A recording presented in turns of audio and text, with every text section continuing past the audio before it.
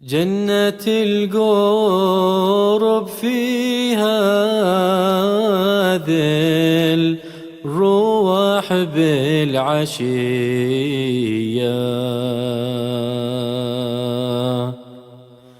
ذه مجالس بها غافر الزلل والخطية ذه مجالس.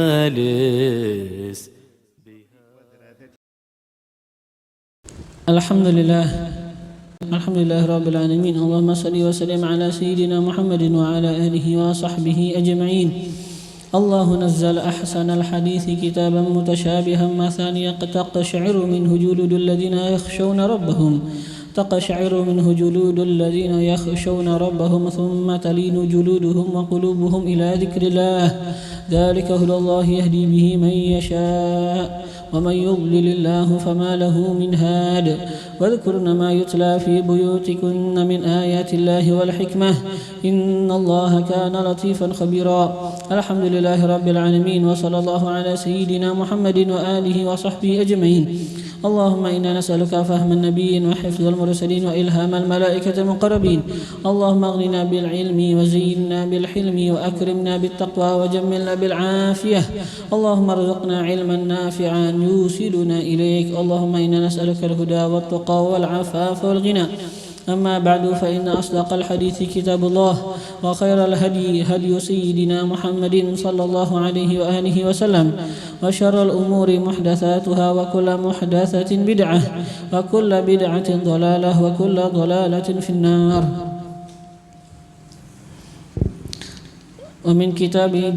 ومن كتاب رياض الصالحين للإمام محي الدين يحيى بن شرف الدين النووي رحمه الله تعالى ونفعنا به وبعلومه في الدارين آمين. Sampai kepada perkataan beliau yang kemarin kita baca akan hadis yang pertama, yang mana beliau menyebutkan an Amirul Mukminin Abi Hafs Umar bin Khattab bin Nufail bin Abdul Uzza bin Razah bin Abdullah bin Qurut bin Riyah bin Abdullah bin Qurut bin Razah bin Adi bin Ka'ab bin Lu'ay bin Gharib al-Qurashi al-Adawi. Sudah kita jelaskan kemarin sebahagian daripada terjemah atau manaqib Sayyidina Umar radhiyallahu anhu. Dan di sini beliau menyebutkan akan Sayyidina Umar dengan sebutan apa? Al-Qurashi al-Adawi. Nah, beliau sekarang mengisyaratkan kepada beliau akan cara kita menisbahkan seseorang kepada kabilah. Ketika kita pengen menisbahkan, maka kita nisbahkan seseorang dengan nisbah yang besar dulu, baru kepada nisbah yang lebih kecil. Kabilah Quraisy ini lebih besar daripada kabilah Adawi. Jadi Adawi itu salah satu daripada kabilah yang daripada kabilah Quraisy. Jadi kabilah Quraisy itu besar. Di dalamnya Quraisy itu banyak kabilah-kabilah yang kecil. Nah, maka yang namanya di sini cara penyebutan disebutkan Quraisy dulu baru Adawi, bukan Adawi baru Quraisy, bukan. Jadi Quraisy itu lebih umum. Adapun Adawi lebih khusus. Jadi memang caranya begitu. Misalnya kita menyebutkan si fulan misalnya orang Banjar, kan kita pengen, tapi orangnya orang Martapura juga. Kata kita Al-Banjari Al-Martapurai. Kita sebutkan Martapuranya setelah Banjar.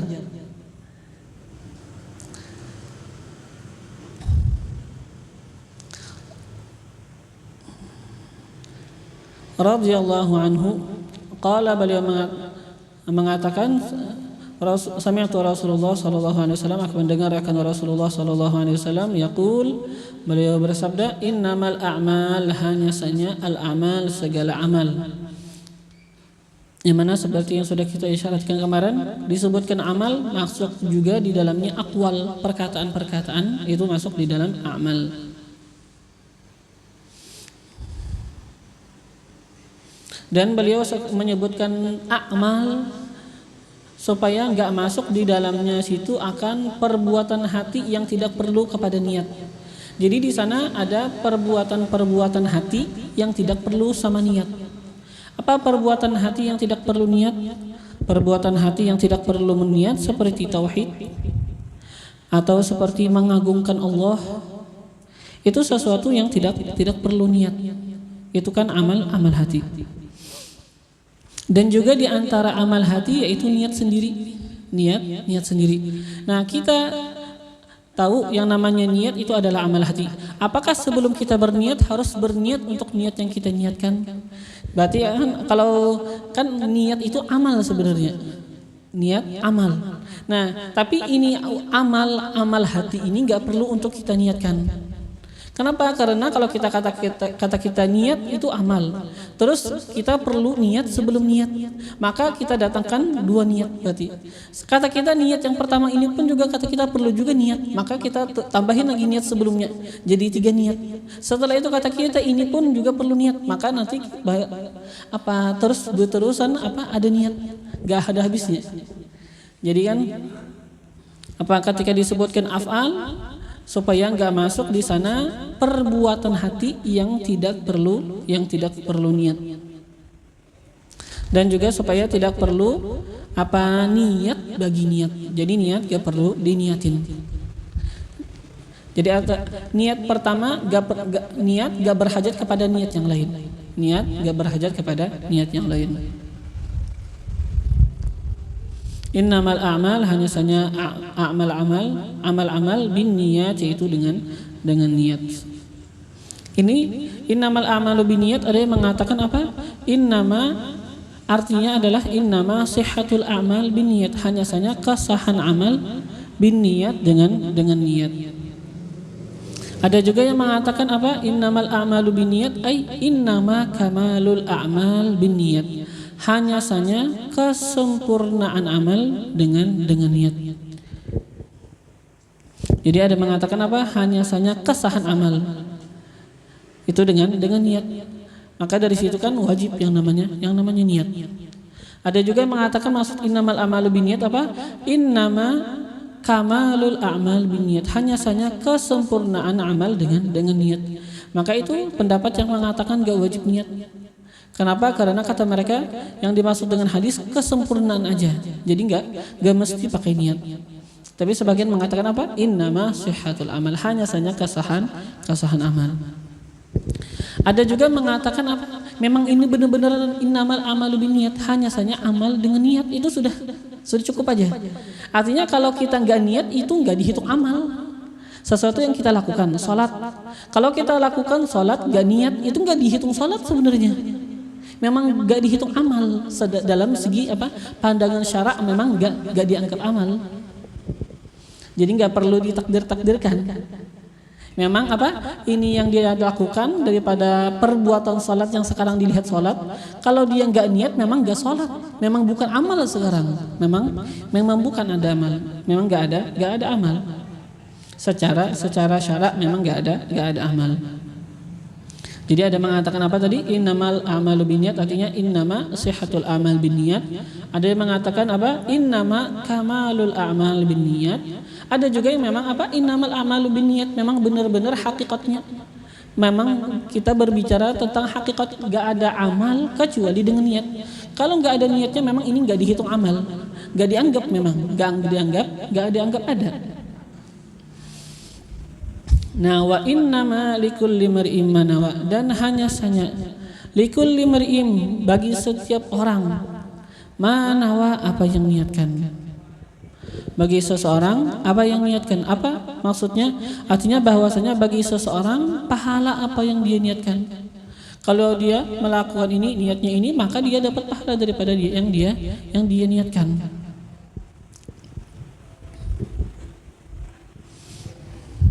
Dan bisa juga dipahamkan bahwasanya bagi setiap seseorang manawa apa yang dia niatkan.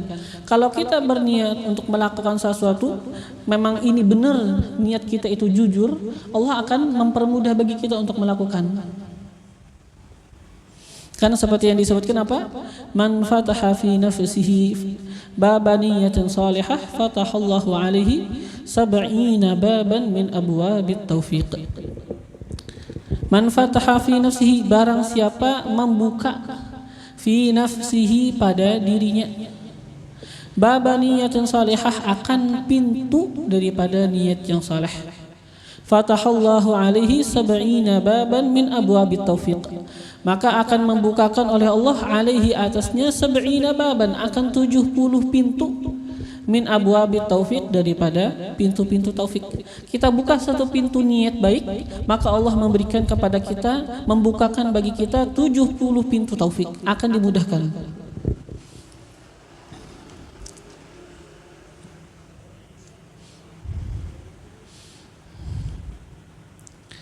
Wa innama likulli imri'in ma nawa. Dan juga disebutkan ini ayat ini hadis sekarang, wa innama likulli imri'in ma nawa, sekarang menunjukkan akan masalah ta'yin, penentuan ibadah. Tadi kan kata-kata sebelumnya innamal amalu binniyat, itu kan sesuatu yang berkaitan dengan niat sendiri. Seperti kita sholat, kita niat apa? Usolli, aku sholat, itu kan niat sholat. Akan setelah itu kata-kata wa innama likulli imri'in ma nawa, hanya saja bagi setiap orang mana wa, apa yang dia niatkan. Sekarang katanya apa? Ini berkaitan dengan ta'yin, penentuan, harus ditentukan salat apa? Salat zuhur. Ini sekarang berkaitan kata-kata wa innama likulli imri'in ma nawa, ini berkaitan dengan ta'yin, apa yang kita niatkan, penentuan bagi apa yang kita niatkan.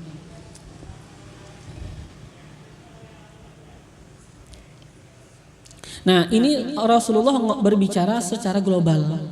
Kata Rasulullah, wa innama likulli imri'in ma nawa, hanya saja bagi setiap orang ma nawa, apa yang dia niatkan. Setelah itu Rasulullah pengen ngomong secara mendetail. Mendetailnya bagaimana? Kata Rasulullah, faman kanat hijratuhu, ini menjelaskan daripada yang sebelumnya. Faman kanat hijratuhu ilallahi wa rasulih fa hijratuhu ilallahi wa rasulih. Kata Rasulullah, maka barang siapa adalah hijrahnya ilallahi wa rasulih, kepada Allah dan Rasulnya, dia memang hijrah kepada Allah dan Rasul, memang dia niat hijrah karena Allah dan Rasulullah. Apa hasilnya? Fahijratuhu ilallahi wa rasulih, maka benar-benar hijrahnya itu ilallahi wa rasulih, kepada Allah dan Rasulnya. Memang benar-benar jadi hijrah karena Allah.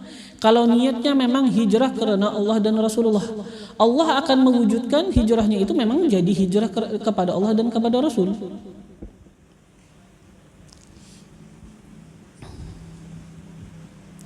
Dan dia itu akan memang benar-benar mendapatkan pahala daripada pahala hijrah.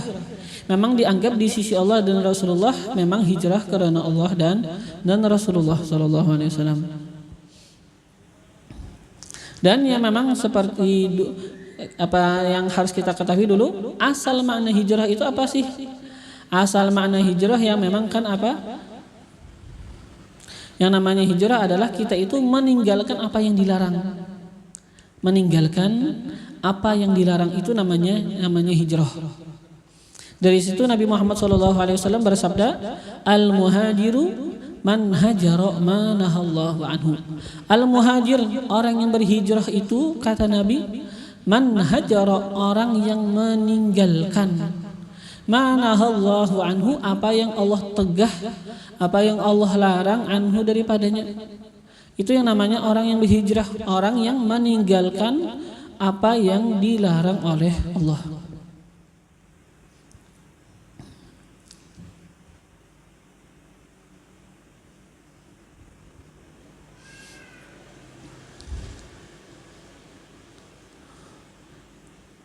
Atau bisa juga kita kenal dengan hijrah itu secara lughah, secara bahasa. Dari segi bahasa yang namanya hijrah itu dengan makna at-tarak, yaitu meninggalkan. Hijrah asal makna secara lughahnya, secara bahasanya adalah at-tarak, yaitu adalah meninggalkan. Dan secara syarak yang namanya hijrah adalah mufaraqati daril kufri ila daril Islam, meninggalkan negeri kekafiran kepada negeri Islam. Khaufal fitnah, karena takut fitnah. Jadi kalau yang namanya hijrah sekarang pada pandangan syarak yaitu meninggalkan negeri kafir kepada negeri Islam. Misalnya kita tinggal di negeri yang jauh, yang mana di sana banyak orang kafir aja. Kita tinggalkan negeri itu, kemana kita meninggalkan? Kita pergi ke negeri yang agamis. Kenapa? Kita khaufal fitnah, karena kita takut akan fitnah. Kita takut kalau kita tinggal di sana kita akan jauh dari Allah. Kalau kita tinggal di sana mungkin nanti kita malah ikutan jadi kafir. Nah, kita takut bahaya atas agama kita. Maka sekarang wajib kita itu hijrah. Kalau kita khauful fitnah, takut fitnah. Nah, jadi yang namanya hijrah ini sebenarnya kewajibannya tetap. Sampai sekarang yang namanya hijrah itu wajib. Sampai sekarang yang namanya hijrah wajib. Jadi seseorang misalnya dia tinggal di negeri orang kafir, banyak orang kafir aja di situ, dan dia takut fitnah. Kalau dia lama-lama tinggal di sini nanti mungkin kemungkinan besar nanti akan ikut jadi kafir juga. Maka sekarang kata kita wajib yaitu hijrah dari negerinya kepada negeri yang lebih agamis. Nah, kata kita di sana ada hadis mengatakan la hijrata ba'dal fathi, enggak ada hijrah setelah terbukanya kota Mekah. Kan enggak ada hijrah lagi kata Nabi. Itu bukan lagi masalahnya. Maksud Nabi di situ la hijrata ba'dal fathi, enggak ada hijrah setelah pembukaan kota Mekah. Artinya tidak ada hijrah setelah dibukanya kota Mekah, enggak ada hijrah setelah diambilnya kota Mekah. Karena sekarang kota Mekah sudah jadi kota Islam. Kan dulu orang hijrah dari kota Mekah ke kota Madinah. Nah, kan hijrah itu mereka itu wajib. Kenapa? Karena takut mungkin fitnah. Ya kan, mungkin mereka kelamaan nanti malah ikut orang kafir.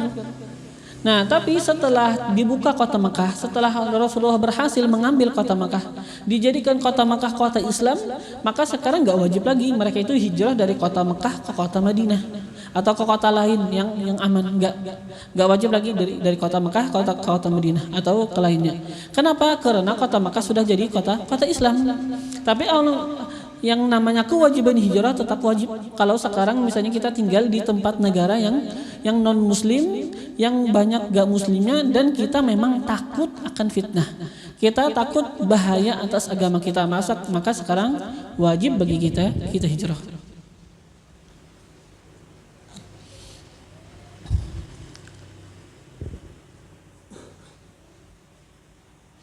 Jadi pokoknya sekarang yang dikehendaki dengan hijrah, yang kita kehendaki dengan hijrah sini apa? Yang wajib yang harus dilakukan yaitu adalah meninggalkan negeri yang kafir, negeri non muslim. Sama ada itu negeri apapun negerinya, enggak tentu kota Mekah. Kalau zaman dulu kan kota Mekah. Sekarang kan sama apa aja kotanya. Kita tinggalkan ke negeri yang lebih agamis. Kalau kita takut fitnah. Kalau itu nanti akan membahayakan daripada agama kita, maka kita sekarang wajib untuk hijrah. Kalau kita tetap tinggal di negeri orang yang banyak non muslimnya, malah kita nanti akan ikutan kafir, maka sekarang kita wajib untuk hijrah. Nah, barang siapa hijrahnya ilallah wa rasulih, kepada Allah dan Rasulnya, hijrahnya karena Allah dan Rasulnya. Jadi sekarang kata-kata ilallah wa rasulih ini maksudnya apa? Hijrahnya ikhlas. Hijrahnya ikhlas. Maka bagaimana? Fa hijratuhu ilallah wa rasulih, maka hijrahnya benar-benar dianggap hijrah kepada Allah dan Rasulnya. Artinya apa? Dia mendapatkan pahala dan dia mendapatkan akan kebaikan. Dia mendapatkan akan kemuliaan hijrah. Hijrahnya menjadi hijrah yang diterima di sisi Allah Subhanahu wa taala. Hijrahnya menjadi hijrah yang mempunyai derajat di sisi Allah Subhanahu wa taala. Jadi ketika kita hijrahnya karena Allah taala, maka ini hijrah mempunyai kedudukan di sisi Allah. Maka para sahabat mereka itu gak mau kalau mereka itu sudah hijrah balik lagi ke negeri yang awal, gak mau. Maka para sahabat seperti yang kita ketahui para sahabat yang mereka itu hijrah dari kota Mekah ke kota Madinah, gak mau balik ke kota Mekah. Sekalipun mereka sekalipun kota Mekah sudah dibuka lagi, kota Mekah sudah dijadikan negeri Islam, maka para sahabat tetap gak mau pindah, gak mau balik Budi kampung gak mau. Kan mereka sudah hijrah dari kota Mekah ke kota Madinah. Kenapa jadi hijrah? Karena Allah dan Rasul. Maka mereka tahu ini mempunyai kemuliaan di sisi Allah dan Rasul. Mereka itu meninggalkan negeri mereka Mekah karena Allah dan Rasul. Ini keagungan. Maka mereka itu nggak mau lagi balik ke kota Mekah karena mereka itu sudah meninggalkan kota Mekah demi Allah dan demi Rasulullah. Itu mempunyai nilai sekarang. Jadi barang siapa hijrahnya kepada Allah dan Rasulnya, maka hijrahnya kepada Allah dan Rasulnya. Waman kana hijratuhu lidunya, dan barang siapa adalah hijratuhu hijrahnya lidunya untuk dunia, yusibuha yang dia bisa dapatkan.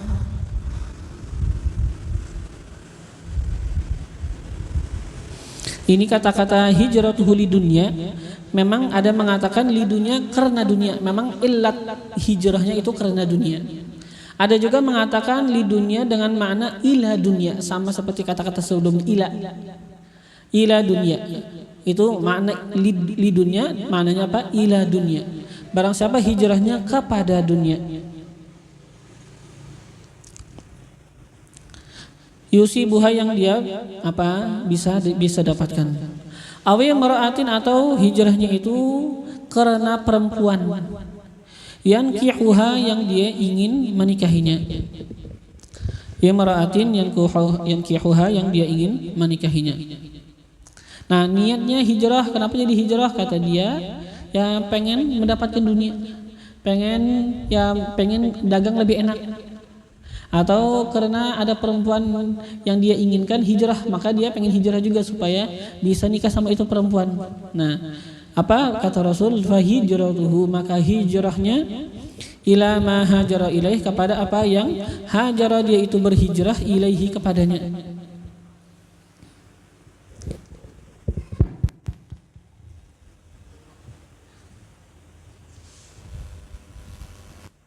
Artinya apa sekarang? Artinya hijrahnya itu sekarang hina. Hijrahnya hina karena hijrahnya itu bukan karena Allah. Dan gak ada bagi dia bahagian daripada pahala.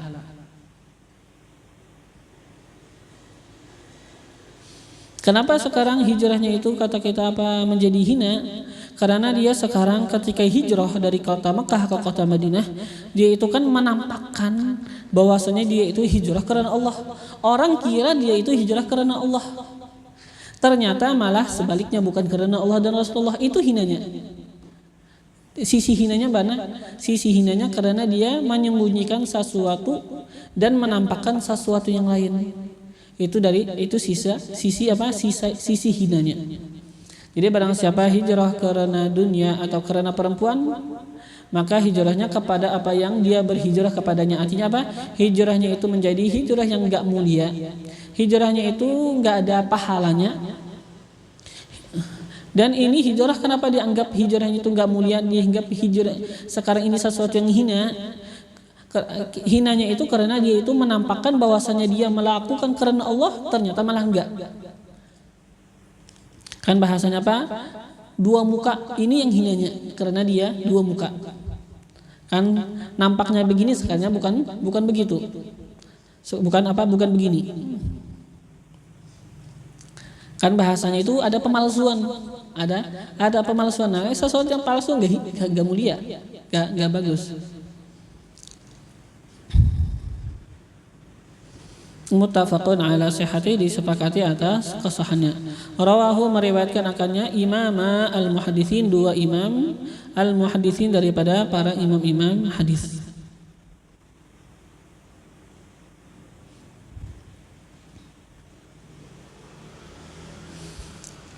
Yang pertama Abu Abdillah, nama beliau adalah Abu Abdillah Muhammad bin Ismail bin Ibrahim bin Mughirah bin Bardizbah al-Ju'fi al-Bukhari.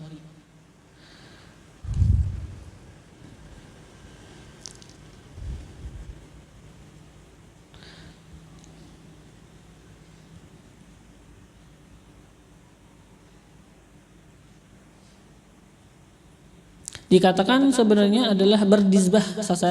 Kan tadi Al-Mughirah bin Mughirah bin Berdisbah Al-Ju'fi Al-Bukhari. Dikatakan berdisbah ini orangnya bukan muslim, orang Majusi. Jadi kalau dan memang bukan orang Arab juga, bukan Arab dan bukan muslim.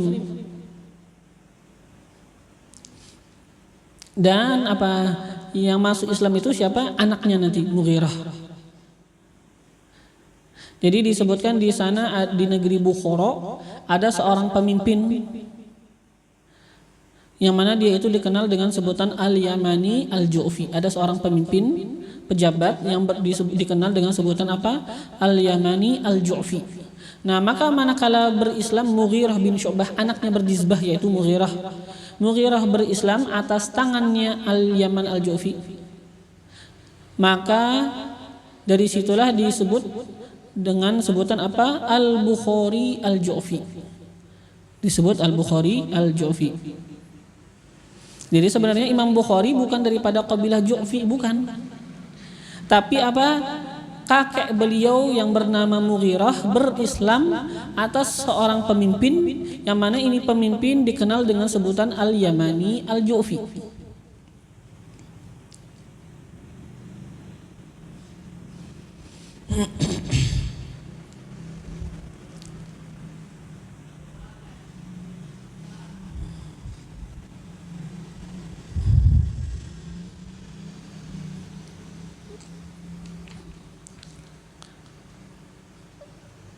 Wa Abul Husain, dan yang kedua adalah Abul Husain. Kan dua imam hadis. Yang kedua Abul Husain Muslim bin Al-Hajjaj bin Muslim Al-Qushairi An-Naisaburi radhiyallahu anhuma. Nah, kata kita ini Imam Bukhari kitabnya Sahihul Bukhari. Imam Muslim kan murid Imam Bukhari kata kita. Pasti kata kita ya namanya Imam Bukhari hadisnya kita katakan hadis sahih, pasti karena Muslim itu muridnya maka kita katakan hadisnya juga hadis yang sahih karena murid Imam Bukhari. Kata kita kan secara pasti aja kata kita. Sebenarnya sebutannya itu bukan secara begitu, bukan. Imam Muslim memang hadis-hadis beliau itu hadis-hadis yang sahih, bukan dikarenakan Imam Bukhari. Kenapa? Karena kalau kita disebutkan bahwasanya Imam Muslim sekalipun beliau adalah muridnya Imam Bukhari, tapi nggak ada sekalipun di dalam hadis Muslim yang mana beliau itu meriwayatkan daripada Imam Bukhari, dari riwayat imam yang lain. Jadi memang karya beliau sendiri, bukan duplikat daripada Bukhari. Bukan kita katakan hadis Muslim sebenarnya adalah duplikat daripada hadis Bukhari, bukan. Memang Imam Muslim sekarang beliau berkarya sendiri. Memang kedudukan hadis-hadis yang beliau riwayatkan sekarang memang hadis-hadis yang mempunyai derajat yang tinggi tanpa bersandar kepada Imam Bukhari.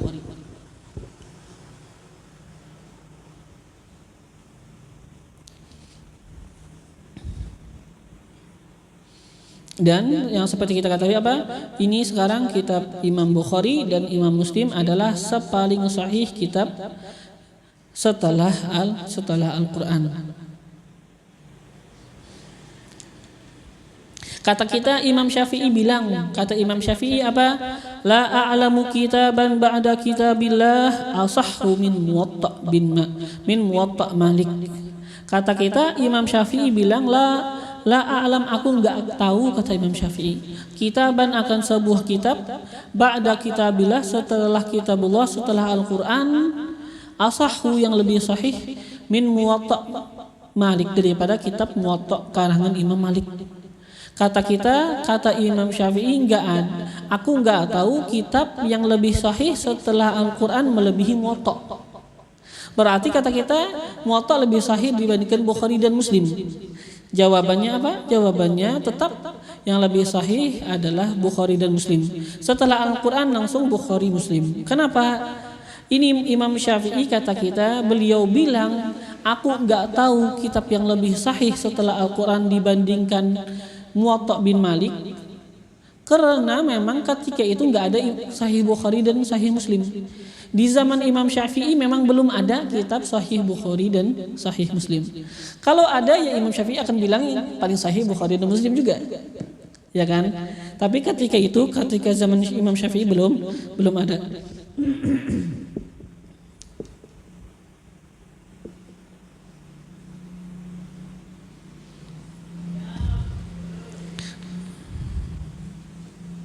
Jadi disebutkan apa? Ulama-ulama hadis mereka itu menjadikan hadis sahih itu 7 bahagian. Hadis sahih ada 7 bahagian ini yang dijadikan para ulama hadis. Pertama yaitu paling tinggi yaitu adalah hadis yang diriwayatkan oleh Imam Bukhari. Setelah itu apa? Pertama hadis yang diriwayatkan oleh Imam Bukhari dan Muslim. Pertama adalah hadis yang diriwayatkan oleh Bukhari dan Muslim. Ini hadis siapa meriwayatkannya? Yang meriwayatkannya kata kita Imam Bukhari dan Imam Muslim berdua. Ini Bukhari dan Muslim sama-sama meriwayatkan. Ini yang paling sahih. Setelah itu baru yang nomor 2 hadis yang hanya diriwayatkan Imam Bukhari. Itu derajat kedua. Setelah itu derajat ketiga hadis yang hanya diriwayatkan Imam Muslim. Jadi yang pertama yang diriwayatkan oleh Imam Bukhari dan Muslim sekaligus keduanya memang meriwayatkan ini. Yang kedua yang diriwayatkan hanya Imam Bukhari. Yang ketiga yang diriwayatkan hanya Imam Muslim. Imam Bukhari enggak ikut. Hanya Imam Muslim, Imam Bukhari enggak ikut. Yang keempat baru hadis yang diriwayatkan oleh imam lain bukan Imam Bukhari dan Muslim akan tetapi dengan syarat seperti yang disyaratkan oleh Imam Bukhari dan Imam Muslim. Kata kita Imam Bukhari mensyaratkan pada hadis sahih ini. Nah ini imam lain yang bukan Bukhari dan Muslim mereka itu meriwayatkan hadis seperti apa syarat yang ada pada syarat-syarat hadis Imam Bukhari dan Imam Muslim. Nah itu nomor derajat keempat. Derajat yang kelima apa? Hadis yang mana ini hanya atas syarat Imam Muslim. Apa? Hadis yang hanya atas syarat Imam Bukhari. Itu yang kelima. Hadis yang hanya atas syarat Imam Bukhari. Itu nomor 5. Keenam baru hadis yang hanya atas syarat Imam Muslim. Ini hadis kata kita bukan diriwayatkan Imam Bukhari, bukan Imam Muslim. Tapi kata kita ini sesuai dengan kriteria syarat Imam Muslim. Kalau bukan sesuai dengan Imam Bukhari dan Muslim bukan atas keduanya. Tapi hanya Imam Muslim aja sesuai dengan Imam Muslim aja syarat Imam Muslim. Maka itu derajat ke-6. Ke-7 baru yang hadis yang disahihkan oleh orang yang mu'tabar. Hadis yang sahih yang diriwayatkan oleh orang yang mu'tabar, imam yang mu'tabar. Imam yang memang dianggap keimamannya. Imam yang memang diakui keimamannya. Dan ini hadis memang selamat daripada tentangan orang lain, daripada tentangan para ulama. Maka ini hadis di derajat yang ke-7. Radhiyallahu anhuma, semoga meridhai oleh Allah anhuma daripada keduanya Imam Bukhari dan Imam Muslim. Mereka itu meriwayatkan fi sahihaihima pada kitab sahih keduanya, alladzaini yang mana adalah kedua kitab itu huma keduanya asahhul kutub paling sahih kitab-kitab al-musannafah yang dikarang.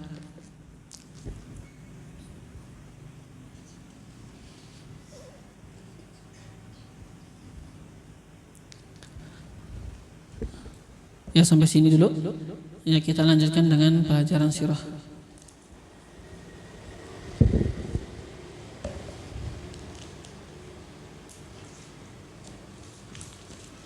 Ya mungkin semuanya sudah tahu kan salawatnya sudah diangkat disebarkan di grup pada. Ya nanti mungkin bisa lihat sama yang lain.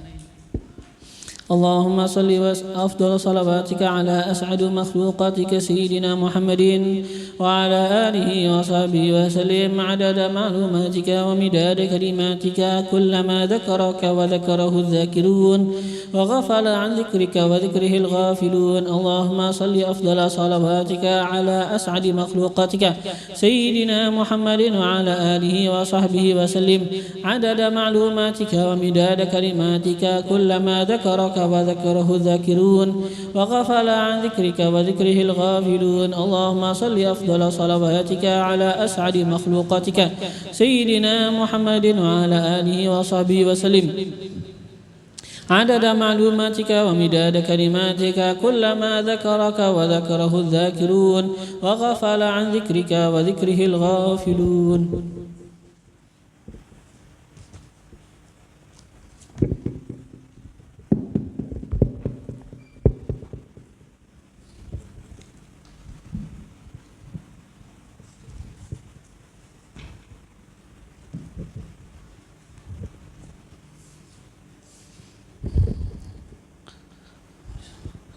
Bismillahirrahmanirrahim. Min kitab Bahjatul Mahafil wa Bughyatul Amathil lil Imam Yahya bin Abi Bakar bin Muhammad bin Yahya Al-Amiri rahimahullah taala wa nafa'ana bihi wa bi ulumihi fid dharain amin, sampai kepada perkataan beliau, qala Allah taala laqad ja'akum rasulun min anfusikum. Kemarin alhamdulillah kita sudah membacakan daripada khutbah kitab, yang mana dulu sebelum kita jelaskan daripada khutbah kitab, kita harus tahu apa sih tujuan kita membaca sirah.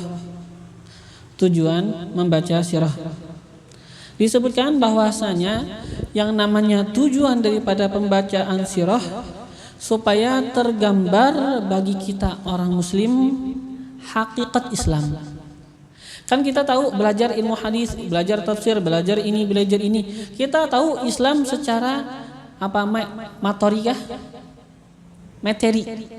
Nah, sekarang kita pengen Islam secara apa praktek, Islam yang terwujudkan pada sosok seseorang. Nah, di situ pelajaran sirah. Kita pengen lihat Islam secara praktek, ada prakteknya dilakukan oleh Nabi Muhammad. Jadi ini tujuan baca sirah sebenarnya. Kita pengen lihat Islam secara praktek. Yang mana itu Islam diwujudkan oleh Nabi Muhammad SAW, digambarkan oleh Nabi Muhammad SAW. Atau kalau kita pengen bisa kita jadikan di sana beberapa titik daripada pelajaran sirah. Pertama yaitu kita pengen memahami akan sosok Rasulullah SAW, supaya kita tahu bahwasanya Nabi Muhammad itu bukan hanya semata-mata orang yang cerdas pada kaumnya, akan tetapi Nabi Muhammad kita harus tahu memang ini adalah seorang Rasul yang Allah bantu beliau dengan wahyunya dan taufik dari Allah. Jadi bukan yang namanya Nabi itu, kata kita ini Nabi itu orang cerdas, bukan sekadar orang cerdas. Memang ini adalah orang Rasul, utusan pilihan dari Allah. Memang seseorang yang ditunjuk oleh Allah Subhanahu wa taala, ditentukan Allah Subhanahu wa taala, Allah berikan kepadanya daripada bantuan wahyu dan taufik. Yang kedua, baru yang seperti sudah kita jelaskan, apa tujuan membaca sirah, supaya tergambar bagi kita gambaran yang paling tinggi, gambaran yang paling sempurna pada setiap perkara daripada perkara kehidupan kita. Jadi Rasulullah sekarang adalah gambar bagi kita bagaimana kita mengarungi daripada lautan kehidupan. Gambar bagi kita supaya kita mengarungi lautan kehidupan kita dengan cara yang bagus. Ini kita jadikan sebagai apa? Sebagai peta bagi kita untuk menjalani kehidupan.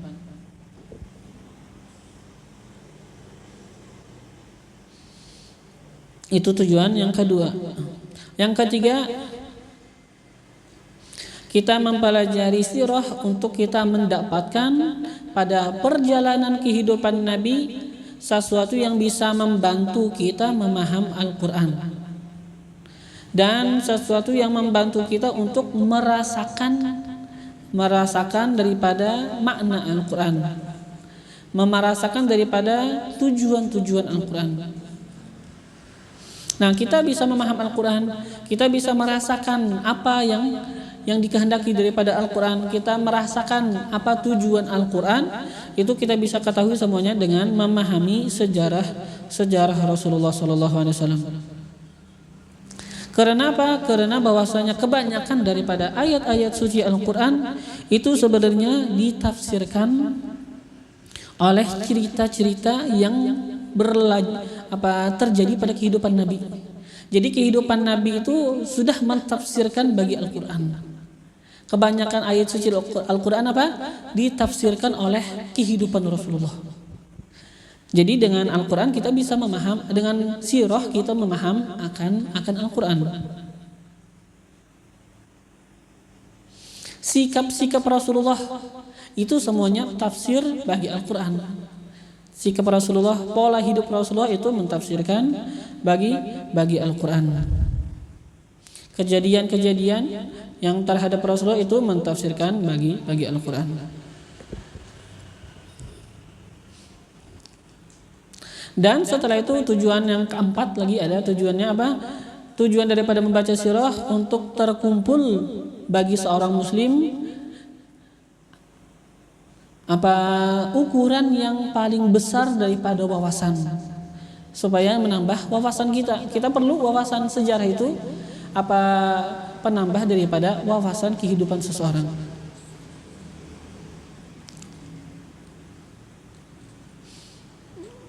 Karena seperti kita ketahui pasti yang namanya kehidupan Rasulullah itu menggambarkan bagi kehidupan yang bercahaya, kehidupan yang mengumpulkan daripada dasar-dasar Islam dan hukum-hukum Islam. Nah, setelah itu tujuan membaca sirah lagi yaitu supaya jadilah ini sebagai contoh kehidupan. Ini sekarang menjadi contoh bagi seorang pengajar. Sejarah Rasulullah itu adalah menjadi menjadi contoh bagi seorang pengajar atau menjadi contoh bagi seorang pendakwah.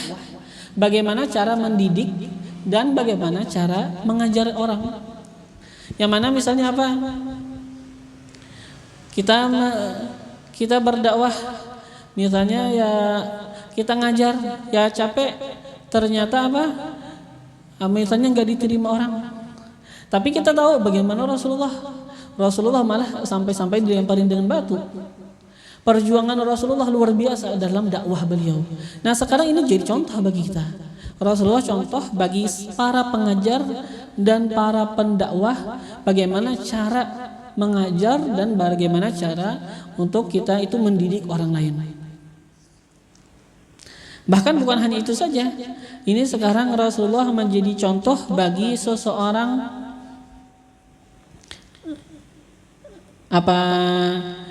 pengurus kepemerintahan. Bagaimana dia bisa mengurus sesuatu yang di bawah kepemerintahannya dengan benar dan dengan hikmah. Karena Rasulullah bukan hanya seorang rasul, bahkan beliau adalah seseorang yang memimpin kehidupan seseorang. Nah, sekarang kan contoh bagi Rasulullah bukan hanya contoh bagi para pendai atau para pengajar, bukan. Bahkan Rasulullah itu menjadi contoh bagi para pemimpin, bagi para pejabat. Dan Rasulullah menjadi contoh bagi para pemuda. Rasulullah dari mudanya luar biasa terjaga. Nah, sekarang menjadi contoh bagi orang yang pada zaman sekarang, pemuda-pemuda. Jangan sampai para pemuda mereka itu bilang ya susah menjalankan agama, susah menerapkan agama. Padahal kita sekarang kalau dibandingkan zaman Rasulullah lebih susah. Kita banyak Rasulullah bahkan kan sebelum beliau hidup di zaman jahiliyah. Yang mana orang-orang kafir mereka itu jauh daripada ilmu. Tapi Rasulullah malah yang membawa ilmu semuanya. Kita sekarang sudah tinggal ngambil aja lagi. tinggal metik. Jadi kita sekarang harus bercermin, kita para orang-orang yang muda cermin sama Rasulullah, bagaimana Rasulullah menjalani cara hidup. Jadi contoh juga bagi para pemuda.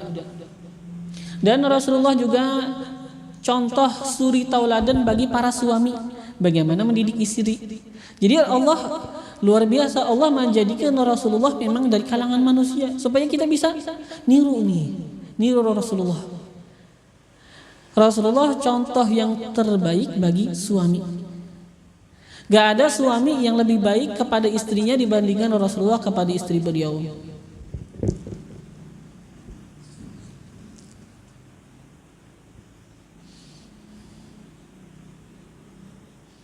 Seperti yang kita ketahui kan, Rasulullah menyapu rumah, biasa aja jahit baju.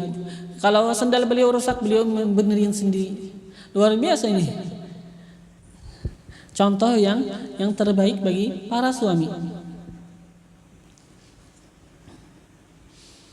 Dan juga Rasulullah menjadi contoh bagi para bapak, bagaimana mereka itu membagikan kasih sayang mereka kepada anak-anak mereka. Bagaimana mereka itu membagikan hak-hak bagi anak-anak mereka dan istri-istri mereka. Contoh bagi seorang bapak. Dan Rasulullah juga contoh bagi seorang pemimpin peperangan. Jadi Rasul ini orang komplit. Ya Rasul iya, contoh teladan untuk pemuda iya, untuk suami iya. Contoh untuk pemimpin iya, contoh untuk komandan perang iya juga. Kalau perang, siapa komandan perang? Ya Rasulullah juga komandan perangnya.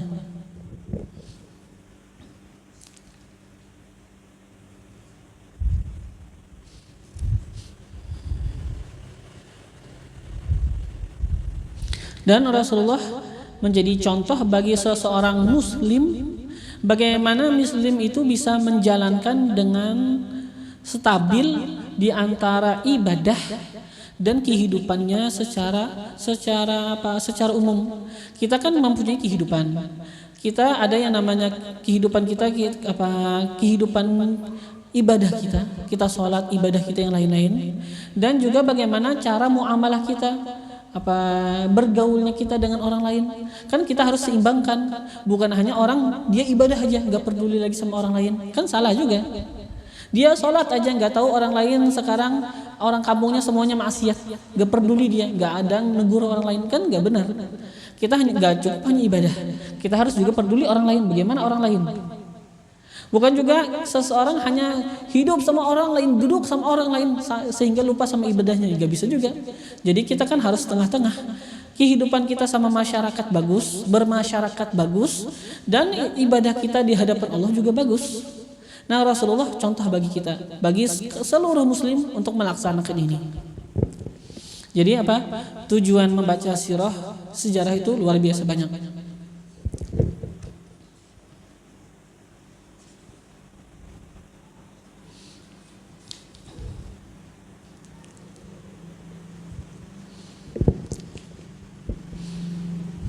Nah, terus kata kita dari mana sih sirah itu diambil? Ini sebenarnya ya yang namanya kitab sirah ini datang ya belakangan. Bahkan seperti disebutkan di sini juga, mukadimah sini menyebutkan juga bahwasanya ya memang orang-orang terdahulu mereka itu kan menyusun hadis-hadis Rasulullah. Mereka nyusun hadis kan seperti biasanya kan susunan hadis sesuai dengan susunan misalnya bab fikih, bab tentang wudu, tentang sholat, tentang ini kan ada sebagian kitab-kitab hadis dengan susunan begitu, atau kitab-kitab hadis dengan susunan para perawi yang dimulai dengan huruf A dulu, Abi Bakar, Abi Hurairah, misalnya Abi Bakrah, siapa lagi para sahabat yang dimulai dengan A, Anas. Nah itu dulu, setelah itu nanti baru dengan sahabat yang dimulai dengan dengan ini. Jadi mereka para penyusun hadis, mereka itu menyusun hadis terkadang dengan bab fikih, terkadang dengan perawi. Nah sirah ini sebenarnya diambil dari hadis, Tapi dulu para muhaditsin mereka itu enggak ada yang meriwayatkan hadis dengan cara sejarah. Dari situlah datang kitab sirah. Mereka itu buat sirah diambil daripada hadis. Diambil daripada hadis.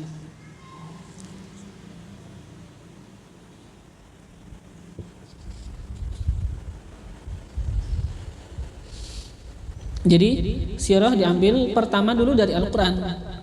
Karena memang ada di dalam ayat-ayat suci Al-Quran kadang-kadang sesuatu yang berkaitan tentang Nabi. Seperti misalnya Iqra bismi rabbikal ladzi khalaq. Ini kan ketika Nabi awal diturunkan wahyu. Atau juga misalnya Ya ayyuhal muzammil qum fa'anzir. Atau ya ayyuhal muddatsir. Ya kan? Ini ayat-ayat berkaitan tentang Nabi banyak. Nah dari situ mereka juga mengambil yang namanya ilmu sirah. Setelah itu baru mereka mengambil daripada hadis-hadisnya Rasulullah SAW. Yang mana seperti yang kita tadi sebutkan dulu, ulama-ulama terdahulu memang mereka itu menyusun hadis dengan susunan secara ilmu syariat, masalah wudu misalnya, sholat, masalah sejenisnya, atau menyusun dengan sebutan nama-nama perawi.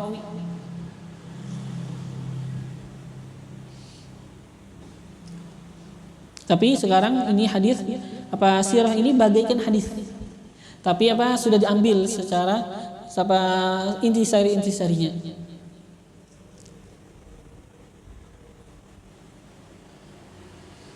Setelah itu baru ini yang namanya sirah diambil daripada orang-orang yang peduli dengan sejarah Nabi. Daripada para sahabat yang banyak.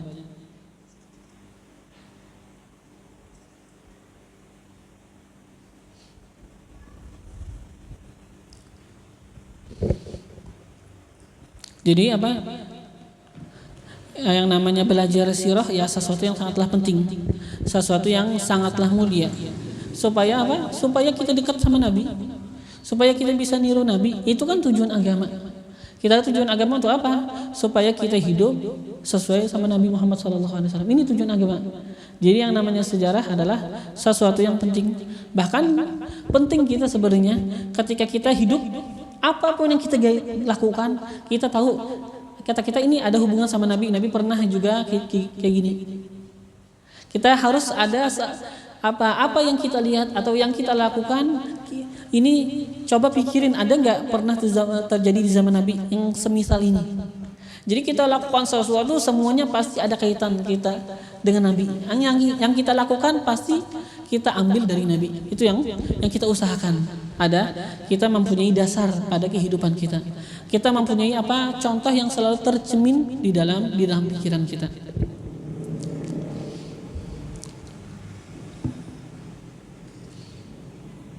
Nah, disebutkan di dalam muqaddimah kita kemarin sudah baca muqaddimahnya bahwasanya ini namanya sirah memang adalah sesuatu yang penting untuk kita pedulikan. Kenapa? Karena ini sirah kan berbicara tentang ilmu tentang Nabi. Ini sirah ilmu berbicara tentang Nabi, berbicara tentang sifat-sifatnya Nabi. Karena ini semuanya adalah sesuatu yang timbul dari hatinya Nabi SAW. Yang mana dari hati Nabi lah timbul semua ilmu secara secara mendetail atau secara jumlah. Nah, jadi banyak ulama-ulama mereka itu mengarang di dalam sirah. Ada yang mengarang tarikh sejarah dan ada yang mengarang syama'il sifat-sifat Nabi daripada sifat zahir atau secara sifat akhlak.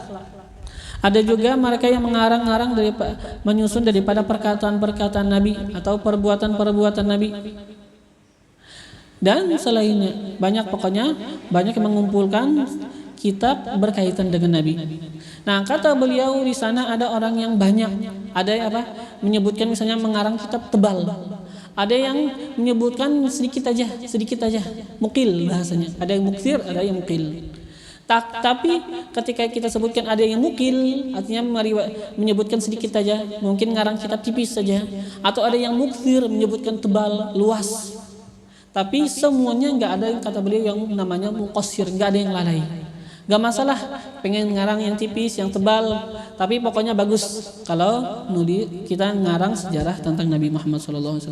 Ya karena apa? Karena setiap orang ya tergantung ilmunya, gak masalah dia ngarang tipis, gak masalah juga. Kan tergantung ilmu dan kadar pemahamannya. Wa fawqa kulli dzi ilmin alim, seperti kita ketahui di atas setiap yang mempunyai ilmu ada yang lebih alim lagi, ada yang lebih mengetahui lagi. Nah, di antara yang kitab-kitab tarikh sejarah yang besar, kitab-kitab tarikh itu banyak. Nah, di antara kitab-kitab tarikh yang besar yang yang luar biasa itu ada kitab Sirah Al-Kubra dikarang oleh Imam Muhammad bin Ishaq Al-Muttalibi. Dan setelah itu kitab yang tahdzib bagi itu sirah. Jadi kitab Siratul Kubra di tahdzib artinya apa? Bahasanya dimurnikan lagi. Bahasanya apa kalau di banyu itu? Disaring lagi oleh Imam Malik bin Hisham. Yang biasanya mungkin bisa kita kenal dengan sebutan apa? Sirah Ibn Hisham kata orang. Sirah Ibn Hisham. Dan di sana juga ada kitab yang bagus tentang sirah yang ringkas. Itu kitab namanya apa? Khulasatus Siyar. Dikarang oleh Muhib At-Tabari, Imam Muhib At-Tabari. Dan di sana juga ada kitab Syama'il tentang sifat-sifat Nabi dan diri Nabi. Itu dikarang oleh Imam Abi Isa At-Tirmidzi, Imam Tirmidzi. Dan juga di sana ada juga kitab yang ditulis oleh Imam Abi Muhammad Ibn Hayyan. Dan juga di sana kata beliau ada kitab yang mana kata beliau nggak ada disusun kitab sebagus ini, nggak ada mungkin terlintas di dalam otak sebagus ini karya yang sebagus seperti ini, yaitu kitab Asy-Syifa yang dikarang oleh Imam Qadhi Iyad. Kitab Asy-Syifa yang dikarang oleh Qadhi Iyad Al-Imam Iyad bin Muhammad Al-Yahsubi. Iyad bin Musa Al-Yahsubi. Beliau berkata tentang zat Nabi dan hukum-hukum tentang Nabi. Tapi ya memang ini kitab hanya nggak ada sirahnya. Itu hanya berkaitan dengan sifat Nabi, mungkin tentang zat Nabi, tentang kemuliaan Nabi, tapi kalau sejarahnya nggak ada.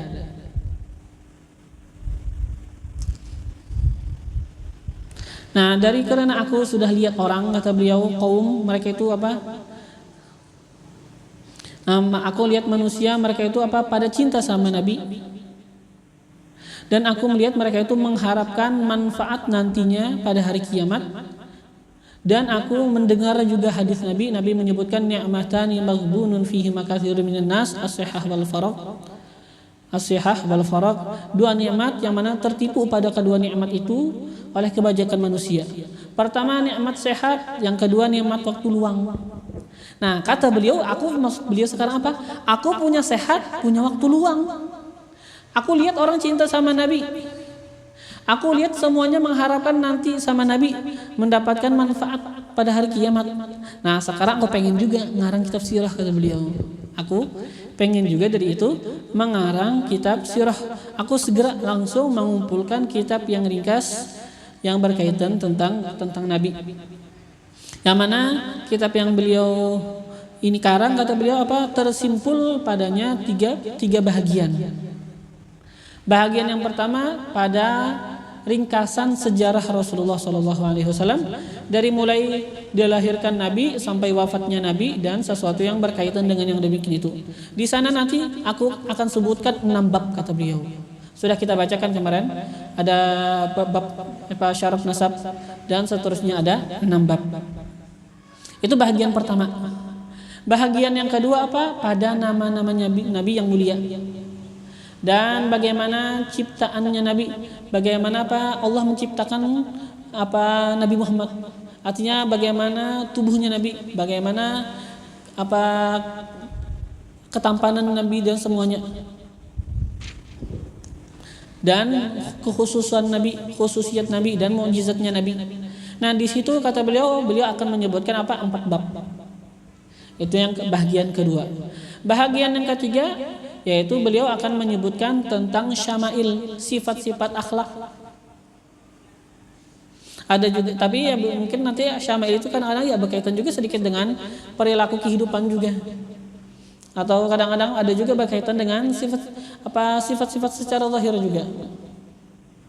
Tentang syama'il dan fadilah-fadilahnya Nabi dan perkataan-perkataan Nabi dan perbuatan-perbuatan Nabi pada seluruh keadaan.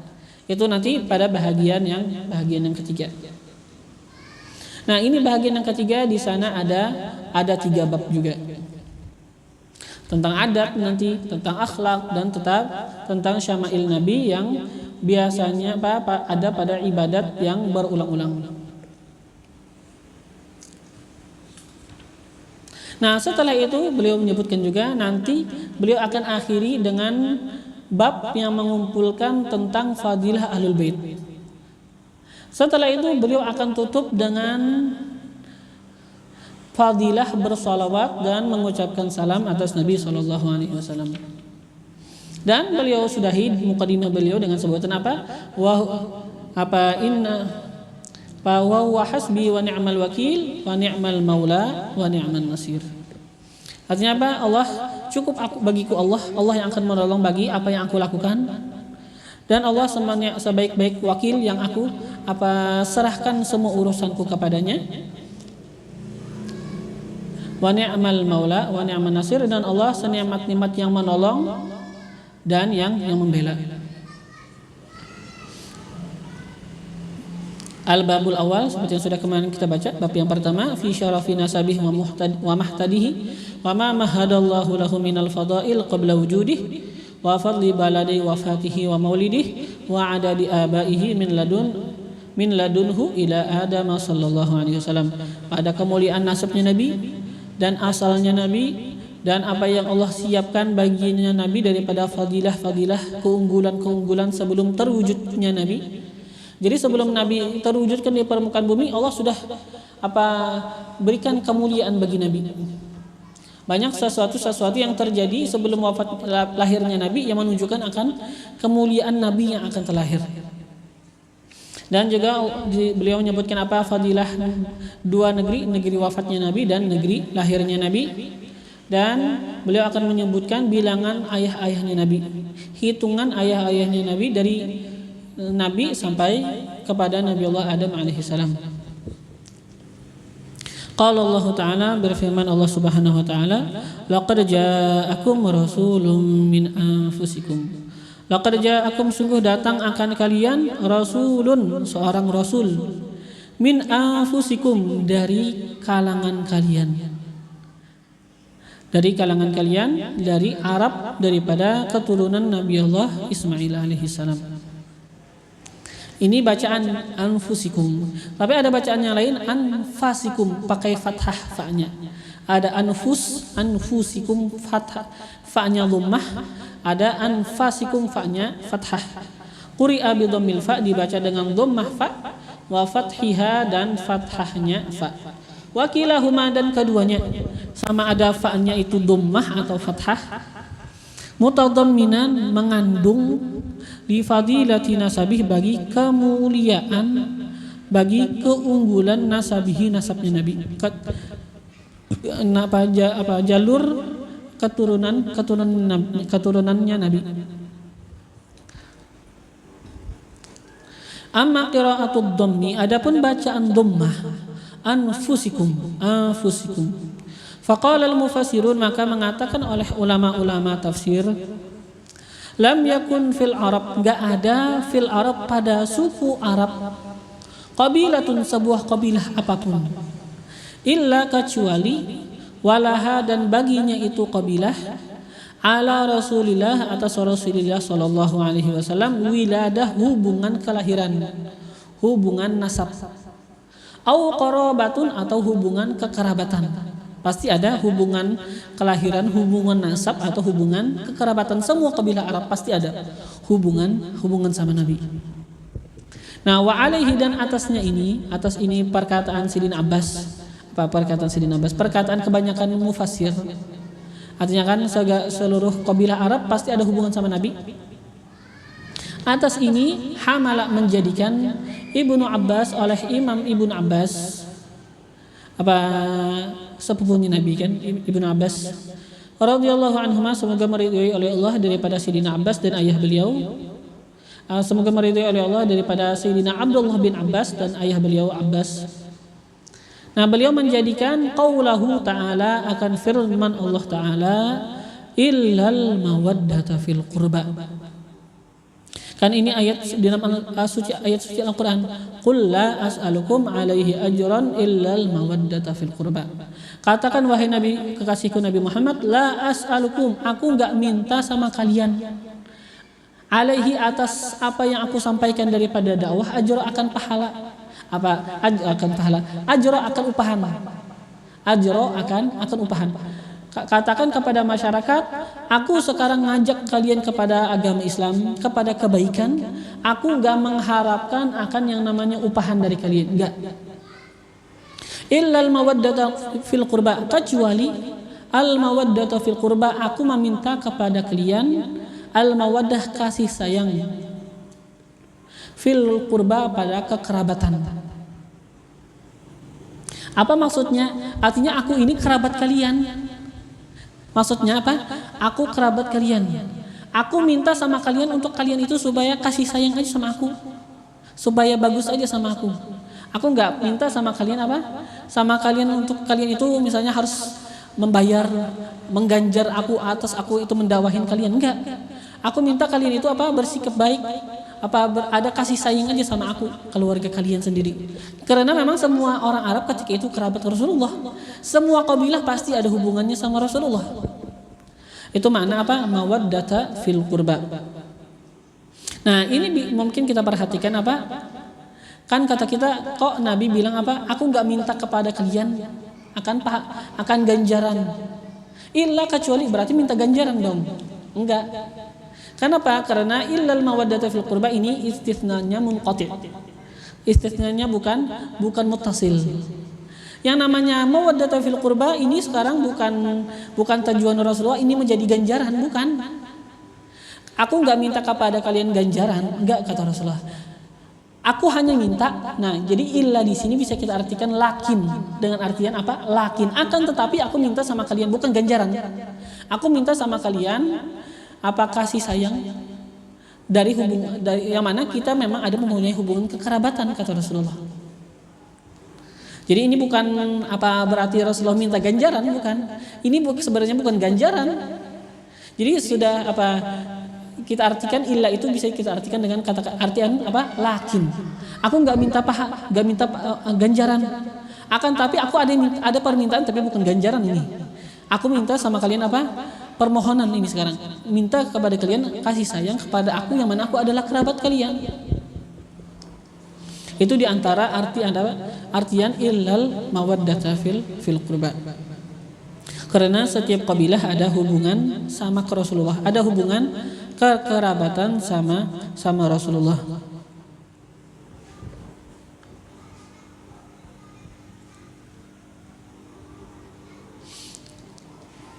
Nah, sebagaimana mereka itu diminta untuk kasih sayang sama Rasulullah yang kerabat mereka, maka juga harus kasih sayang sama keluarganya Rasulullah karena mereka semuanya kerabat mereka juga, ya kan?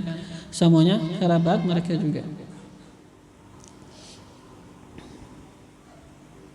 Tapi ya memang ini kan banyak juga mana-mananya. Ada juga kan memanakan artinya kasih sayang kepada kerabat Rasulullah.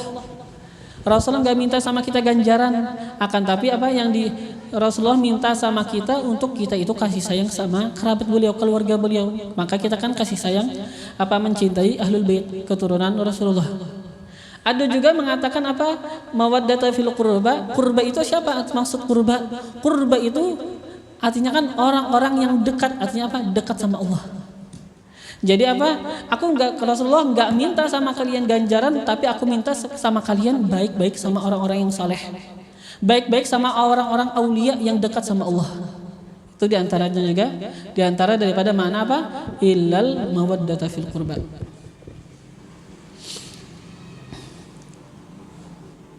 Nah, nanti ada penjelasan tentang qiraat fathah. Apa qiraat yang fathah anfasikum, insyaallah nanti kita akan jelaskan pada pelajaran yang akan datang.